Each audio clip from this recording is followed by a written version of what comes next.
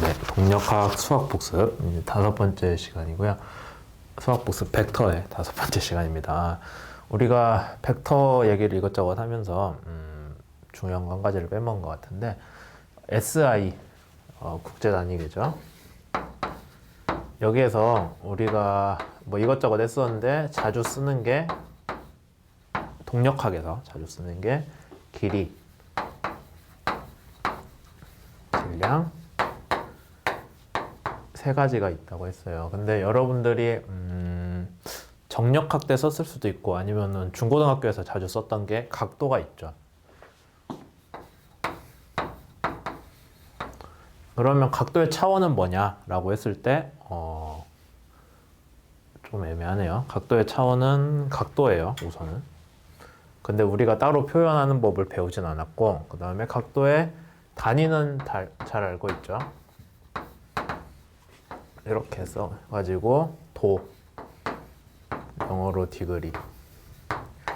그 다음에 라디안이 있죠.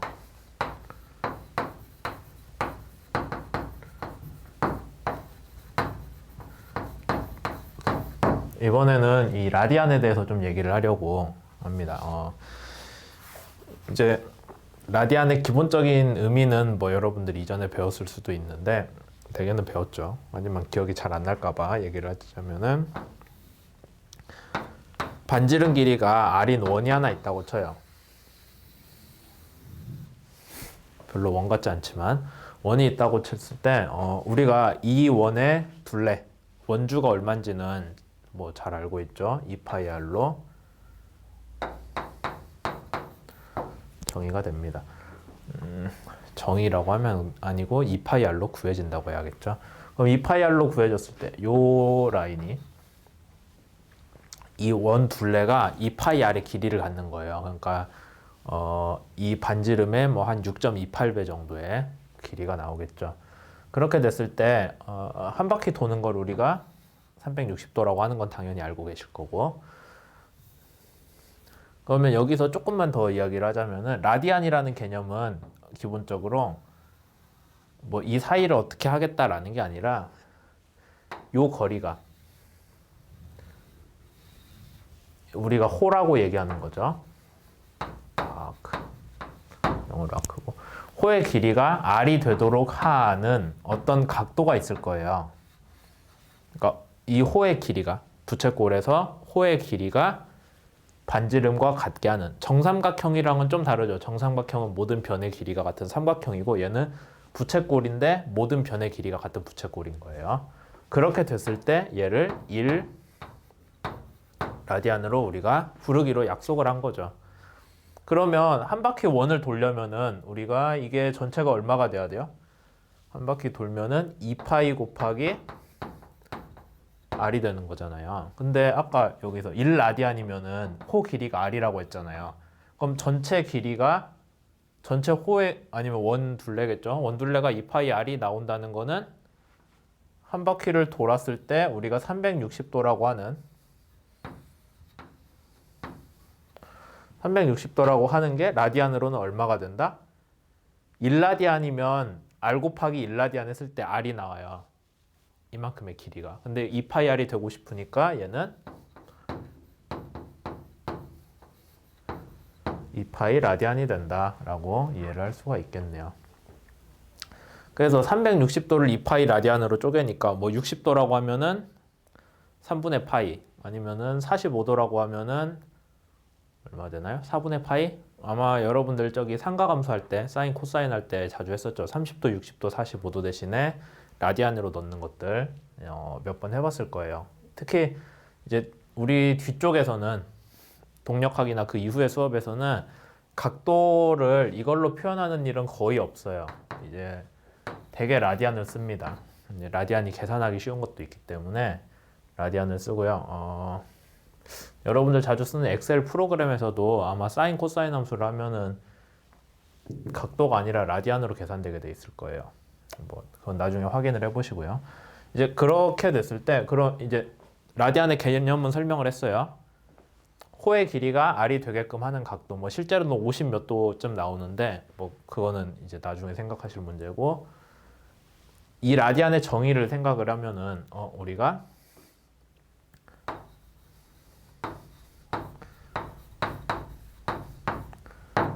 호의 길이는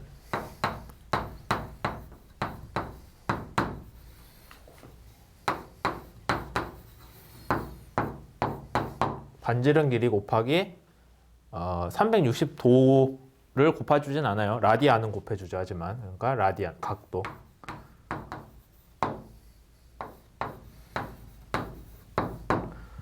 라디안을 곱해주는 꼴이 돼요. 그러면 이제 차원의 문제로 넘어가서 왼쪽은 길이에요.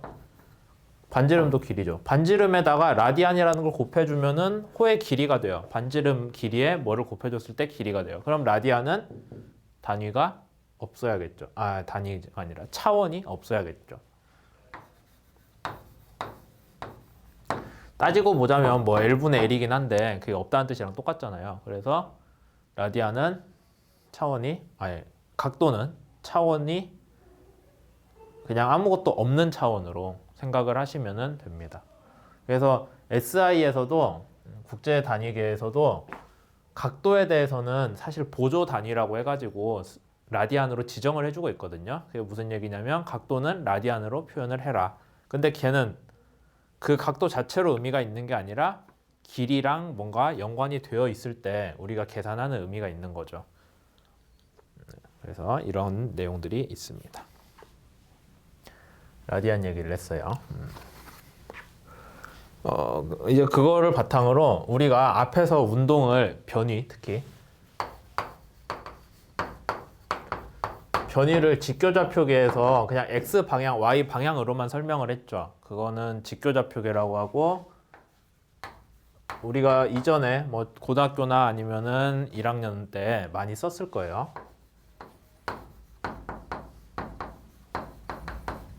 그 다음에 이거를 처음에 제안한 사람이 데카르트라서 데카르트 앞에 D가 뭐 원래 그냥 성 앞에 붙는 뭐 어디에 그런 뜻으로 알고 있거든요. 그래서 실제 이름은 이 사람은 카르트겠죠. 카르테지안. 영어로는 직교좌표계라고 안 쓰고요, 당연히. 카르테지안 코디네이트 시스템이라고 합니다. 그냥 카르테지안 시스템이라고 해도 될 것 같은데. 어쨌든 이렇게 되어 있고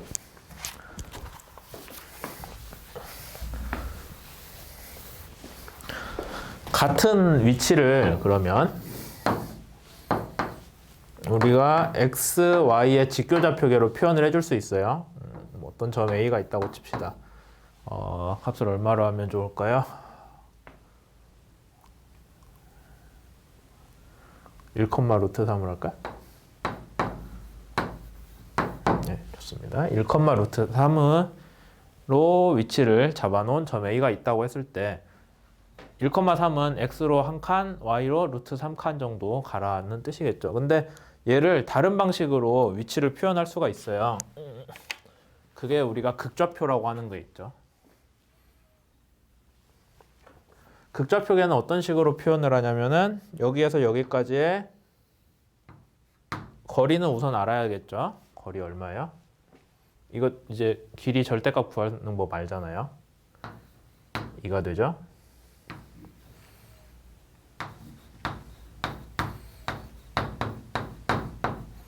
루트 3제곱 더하기 1제곱 하니까 이가 나올 거고. 그 다음에 여기 각도는 얼마예요?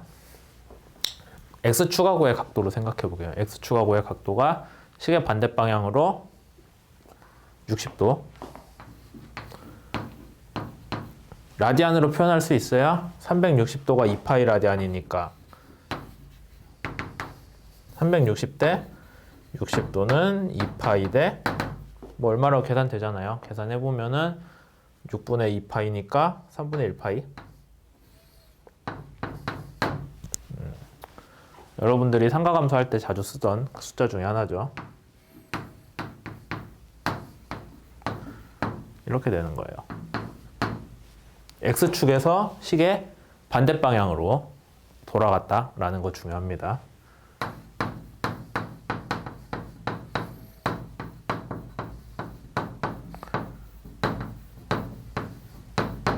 시계 반대 방향.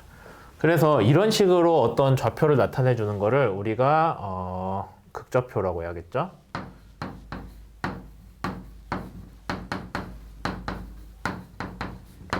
다행히 이거는 개발한 사람의 이름을 안 붙이고 그냥 폴라 코디네이 시스템이라고 불러줍니다. 그럼 극좌표계는 어떤 식으로 표현이 되냐? x축, y축의 위치를 따라서 쓰는 게 아니라 어떤 기준선에서 얘가 몇 도를 돌아가서 되게 세타로 표현해요. 그리스 문자. 그 다음에 거리가 얼마가 됐는지. 그러니까 얘는 r하고 세타로 표현을 하는 거죠. 얘는 색이 헷갈리니까 하얀색으로 xy라고 씁시다.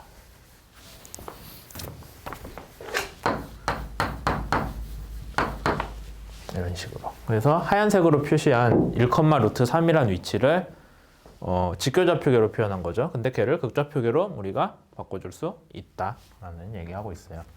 이런 식으로 나오고 그럼 몇 가지 좀 이제 우리끼리 약속이 되어 있는, 여러분들이 동력학을 배우기 전에 이미 동력학을 하던 사람들끼리 약속이 되어 있는 걸 몇 가지 얘기를 해줄게요. 극좌표계를 표현을 할 때 그러면 우리가 아까 시계 반대 방향이 플러스라고 했잖아요. 네, 시계 반대 방향이 플러스예요. 왜 시계 반대 방향을 플러스로 서로 약속을 했냐면은 이제 이걸 할 때 우리가 오른손을 쓰기로, 오른손으로 좌표계를 표현하기로 돼 있어요. 아마 여러분들 책을 보셔도 다 오른손 좌표계 얘기가 나올 텐데, 그 오른손이라는 게 여러분 손가락 5개지만 앞에 3개만 가지고 했을 때 뭐 이런 식으로 표현을 하죠. 아마 원래 저 때는 고등학교 물리 때 전기 하면서 처음으로 이거를 배우거든요. 뭐 힘이랑 전류랑 또 뭐였죠? 자기장 방향 각각 했을 때 여기서도 그런 식으로 해놓고 손을 이렇게 하고 엄지손가락이 제일 처음 오니까 걔를 X방향으로 놔요. 그 다음에 Y방향은 검지겠죠? 두 번째니까. 이렇게 딱 붙여놓으면은 중지가 칠판을 뚫고 앞으로 나가는 방향이 될 거예요. 이게 Z방향이겠죠? 튀어나오는 방향이. 그래서 튀어나오는 방향이 Z방향으로 서로 약속이 되는 거죠. 오른손 좌표계를 쓰기로 했으면, 직교좌표계에서. 그렇게 돼 있고, 그 다음에 한 가지 또 여기다 쓰자.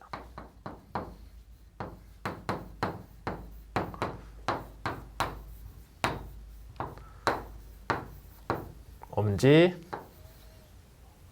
검지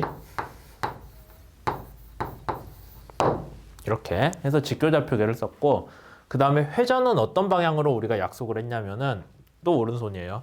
엄지손가락을 축 방향으로 놓고 나머지 손가락이 감아가는 방향이 플러스다 라고 약속을 했어요. 그럼 엄지손가락은 어디를 향하냐? 어떤 축에서 플러스 방향을 향해야겠죠. 아니면은 어떤 방향으로 회전하고 있으면은 그 회전 방향으로 손을 감았을 때 엄지손가락이 가리키는 방향이 회전 방향이다 라고 우리가 약속을 했어요. 다시 얘기하자면 누가 봐도 이렇게 감아 돌아가는 거 알죠? 시계 반대 방향으로. 시계 반대 방향으로 도는 건 알겠는데, 그랬을 때 이제 우리끼리 약속을 한 거예요. 회전 방향을 어떻게 그럼 설명을 할래? 그럼 이제 여러분들 딱 보고 있을 때 이거 앞에서 봤을 때 시계 반대 방향. 이제 말이 그러면은 서로 헷갈리거든요. 그러니까 회전 축의 방향을 회전 방향이라고 우리가 말을 하자라고 약속을 한 거예요.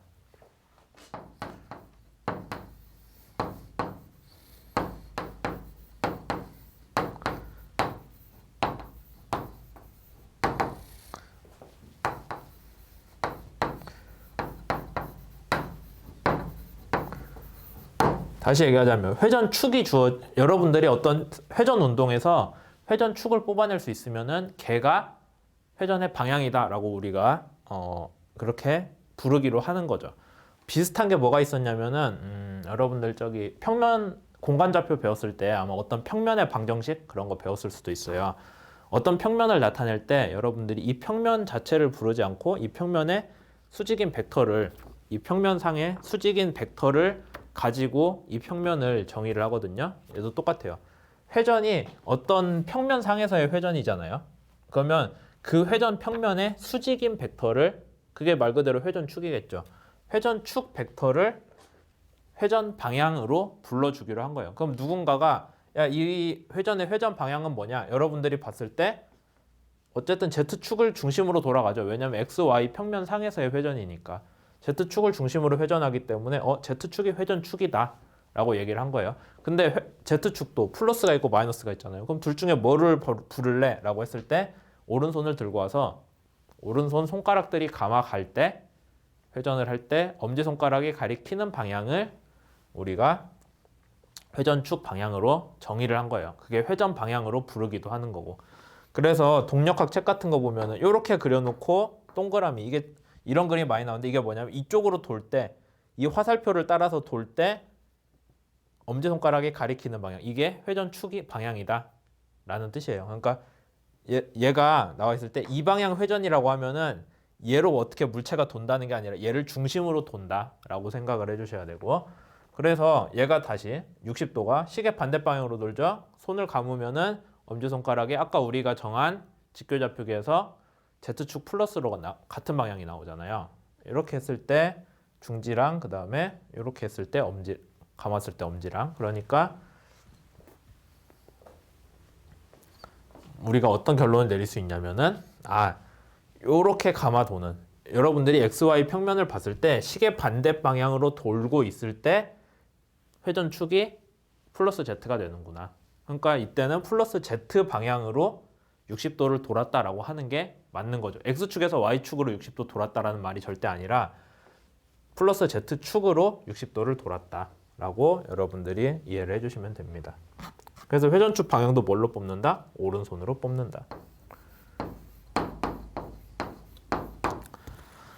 이 개념이 대단히 중요한 게 동력학에서 앞에 반절은 직선상의 운동을 다룰 거예요. 근데 뒤로 가면은 이제 회전 운동이 들어가거든요. 회전 운동은 뭐가 문제가 되냐면은 회전축을 여러분들이 알아야겠죠. 근데 웃긴 게 회전도 저번 영상에서 우리가 X, Y, Z 방향으로 성분을 쪼갰잖아요. I, J, K로. 회전도 똑같이 쪼개질 수 있어요.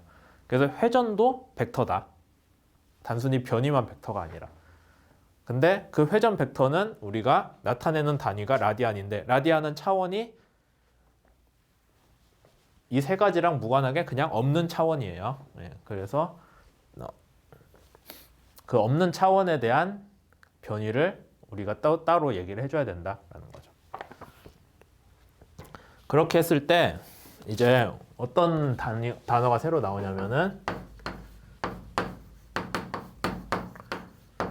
각변이라는 게 나오고요. 각변이는 극좌표계에서 R은 상관 안 하고 세타 방향으로 얼마나 변했냐예요. 뭐 대개는 R은 고정돼 있다고 치고 R이 고정돼 있으니까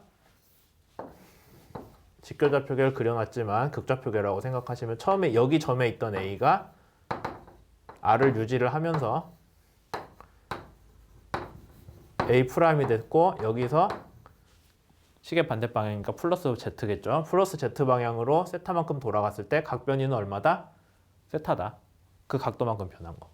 그 다음에 변이란 말 나왔으니까 시간으로 미분하고 싶죠. 또 시간으로 미분하고 싶죠. 속도라는 글자 보면은.